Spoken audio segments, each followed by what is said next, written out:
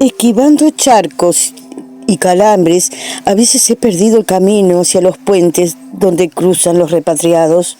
Así voy forjando mis sandalias para atravesar las noches de salamandras que hacen conciertos de fuegos. Los caminos de iniciación me provocan pánico y alergias, pero también me conceden la piel naranja de las salamandras. Hoy estoy en la ondulación de la ola cuando está en lo profundo, en el pozo, ese pozo tan oscuro, cruento, que solo las mujeres llegamos hasta el fondo, para lamer la tierra, para llorar todos los llantos, para replicar, para maldecir, para resurgir de ese fondo. Y tampoco es fácil la asunción con costra de muerte, descascarándose de nuestros pezones aún insolentes. Es duro, pero necesario. Las guerreras lo sabemos, por eso cuando nos dicen ováricas y hasta mal cogidas, me lleno de orgullo de mujer que enfrentó y traspasó todo miedo, que se volvió lombriz arrastrándose en la tierra, en las aguas transparentes y saladas, en los mocos anquilosados que arrojó haciendo muecas. Voy descendiendo cargada de preguntas que no tendrán respuestas, porque lo trascendental no se responde, se vive de pie, sin argumentos. Lo trascendental me entrego, porque sé que me llevará nuevamente al camino. Para el sexto Maití, Beroya nos había soltado. Y me desperté un día pensando, voy a llamar a los mieleros del Colorado para realizar allí Maití. Aún me sorprendía de estas sincronías que no paraban de llegar. Ellos no lo podían creer. Me contestaron que justo estaban hablando del maíz guaraní, que no les había venido. Tenían ganas de llamar a Verao a mí. Algo me recorrió internamente, me estaban tomando como referente. Por un lado pensaba que aún faltaba la confianza en mí misma. La segunda, qué responsabilidad la nuestra. Digo nuestra porque yo no soy sola. Están los guardianes, está ese gran árbol madre que ya nos estábamos juntando hasta crear esta gran alianza. Por ejemplo, Mónica, que era una gran guerrera, no estaba. Y si bien sucedieron cosas que no comprendimos en su momento, los cultivos se entienden en las generaciones venideras, y este fue uno de ellos. Habíamos trabajado en los egos, en los espejos, en las programaciones mentales, los dolores de nacimiento. Por eso deberíamos trabajar a nuestros abuelos, abuelas, a nuestros padres, a nuestro clan. Quizás algunos no los conocíamos, pero ellos habitan en nuestros patrones reiterativos, además de nuestra genética. Porque quienes nos dieron la vida para que siga la rueda de la evolución, equivocados o no, aprendimos de ellos. Somos los que somos por ellos. Fueron sus errores los que nos hizo transitar. La mayoría de las veces hay un padre que nos quita, pero ese es el que más nos da, porque es el motor de nuestra búsqueda.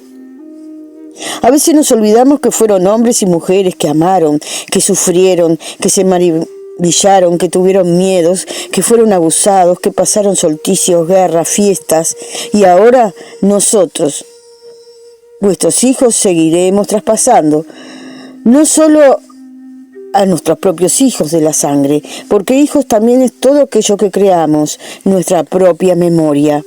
Y cuando nos demos cuenta querremos ser perdonados, tener en cuenta este milagro que es la vida. Todos somos un milagro y todo lo que tuvo que suceder para que se encontraran nuestros abuelos. Nadie aprendió a amar desde la inocencia. Cuando estábamos en el vientre ya estábamos percibiendo. Nadie aprendió por ende, tampoco nuestros padres. Así como se vincularon al amor, así lo entregaron y nos van contando su historia. Si no perdonamos, una y otra vez repetiremos la causa de nuestra herida, juzgando, estando a la defensiva o rechazando todo lo aprendido, haciendo escenarios distintos o hacemos idénticas copias. Es decir, padre violento, hijo violento o mujeres violentadas. También si tuvimos padres demasiado rígidos, nos volvemos permisivos. Por eso, mirar desde otra perspectiva, no la de los hijos que imponen padres perfectos. Y otra vez comienza la rueda de la vida. Todos tenemos la capacidad de cambiar. Y si sus padres no cambiaron, mírenlos desde la compasión, porque fueron seres que quedaron atrapados en las redes de sus heridas por siempre. En este sexto Maití también invité a Daniel, ya que era parte, aunque de las actividades que realizábamos, pero no del grupo, porque a muchos le causaba antipatía. Pero nunca había echado a nadie, nunca le había dicho a nadie que dejara de participar por su impronta, a no ser que ofendiera o violentara. Quizás lo realizaba conmigo en varias oportunidades, pero era inherente eso al grupo, no tenía nada que ver con el grupo, era en mi yo individual. Pero nunca pude decirle no, andate, porque creo que las personas que no pueden vibrar en ese árbol madre que yo digo se van solos. Inclusive en aquel tiempo yo era notorio que sentía un gran afecto hacia mí, tanto como fastidio. Así lo sentía y se lo manifesté. Él sintió que no había podido poner en palabras ese sentimiento amigo que le pasaba conmigo, que no sabía por qué. Me tenía una gran admiración, un gran afecto, pero a su vez fastidio. Yo, si bien lo sabía, pero no le dije nada. En realidad, él competía conmigo. Algo que no solo yo notaba, el resto del grupo también. Así como lo veía yo como un espejo, él también me debía ver como un espejo. Y esa parte de que él le tocaba le producía esa ambigüedad. Allí me di cuenta que en oportunidades por no soltar un agente tóxico, porque ya la relación se había vuelto tóxica, también arrastré al entorno. Y fue en ese cultivo que sucedió como el título del libro, Crónica de una muerte anunciada. Inclusive no estaba en esa oportunidad Mónica, la gran guardiana de los círculos. Ya había sucedido en el Guataporá realizado. Tuvo comportamientos contradictorios tratando de empequeñecerme, situación que había arrastrado a los demás también, compañeros.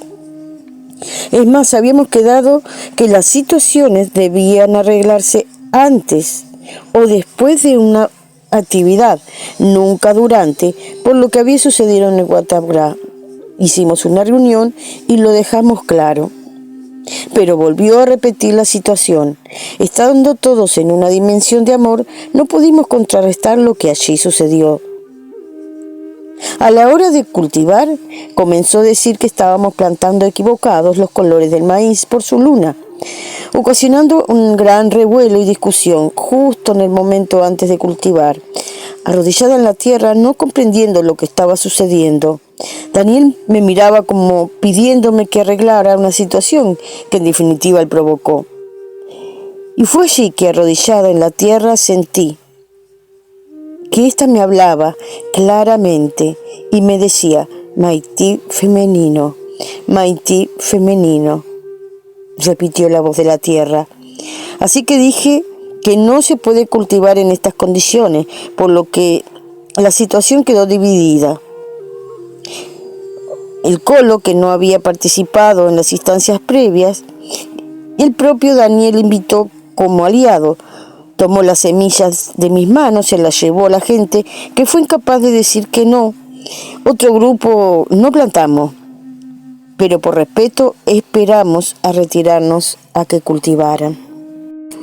Los dueños me llamaron días después para tener un círculo de palabra, inclusive reconocieron que me habían avasallado. Esa fue la última vez que hicimos algo juntos con Daniel. En ese mismo círculo le dije: tú no avasallaste a Raquel Cuello, sino a la mujer. Hemos estado plantando tal cual nos enseñó Verá, y tú nunca dijiste nada y aceptaste todo. Si no estabas de acuerdo, ya lo habíamos dicho, las cosas se dicen antes o después, no durante, porque desestabiliza, se desprende de tu acción por segunda vez consecutiva, que esa es tu gran razón. Podíamos haber cultivado sin tener en cuenta la luna, los colores que cada uno sintiera, sin necesidad de tanta discusión. No me sentía responsable. Podríamos haber realizado una limpieza, pero viendo energías cruzadas con los participantes no se planta. Mientras los demás lo hacían, noté algo que me impresionó, pero nada dije. A esa altura los hombres no iban a escuchar. No entendía bien por qué en el centro del Maití se colocaba una rama. Ese día lo entendí y no lo pude explicar. Vi una energía que se adentraba al mismo. El centro es como la mollera de los niños que hay que proteger como hacen en los bautismos. Decidí soltar a Daniel, por ende el Maití. Después de todo, Daniel, competitivo hacia mi persona, que se hiciera cargo. Ya no nos podíamos conciliar. Terminó llamando a Verá, el cual, defendiendo a Daniel, me dijo que yo tenía la culpa. Pensé como hombre en su machismo defendía al hombre, mas ahora mismo escribiendo me doy cuenta lo que Verá me decía. Sí, yo tuve la culpa por no haberme mantenido firme, empoderada y por no haber soltado a tiempo una relación que ya tocaba a su fin. No era posible transformarla. Y en un haz de luz en el recuerdo, recordé, Verá veladamente me lo advertía. Así, al final yo misma había tenido la culpa, mas con la experiencia recogida en esos años me doy cuenta que está todo conectado. Lo trascendental teje sus hilos. Fue ella mismo, en ese caos, que se decidió el Maite femenino. A sabiendas que caos es espacio que se abre. Así que Camilo me ayudó a preparar la tierra. Y fue allí que comenzamos a tener la mayor conciencia y apertura hacia la semilla. Comenzamos a delimitarlo, porque quienes estaban allí plantados estaban en un proceso que no puede ser contaminado por personas externas. Verá desapareció sin terminar de enseñarlos, aunque me había traspasado la pipa porque ya no podía sostenerla. Aún era incapaz de poder ver la energía de los maíces, solo leyendo lo literal. En cuanto a sus formas de crecimiento, el yuyo que crece a los pies de cada uno de los maíces, estos pueden hablar.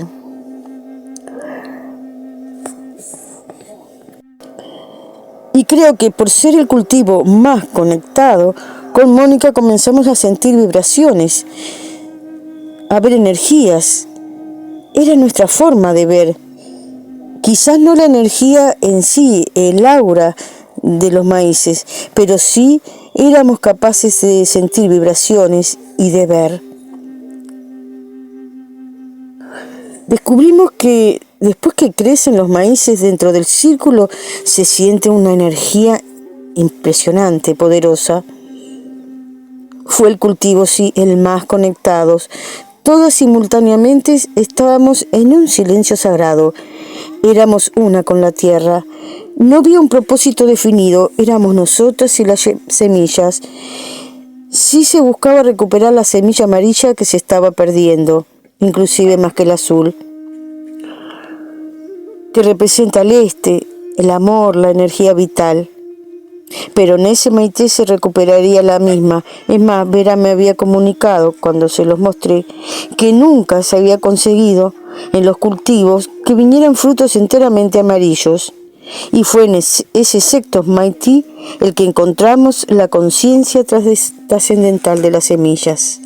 Y todo lo que tuvo que suceder para llegar a ese momento especial.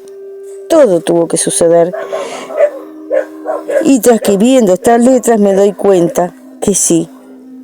Teníamos un propósito que lo fue tejiendo el universo. Lo mencioné al principio íbamos a trabajar a nuestras abuelas y abuelos. Aún no teníamos la experiencia necesaria para saber cómo hacerlo. Pero un día que entro dentro del Maite para limpiar los pastizales, sentí una energía tan difícil de sostener y sentí una voz que me decía: déjanos a nosotras ahora hacer la limpieza.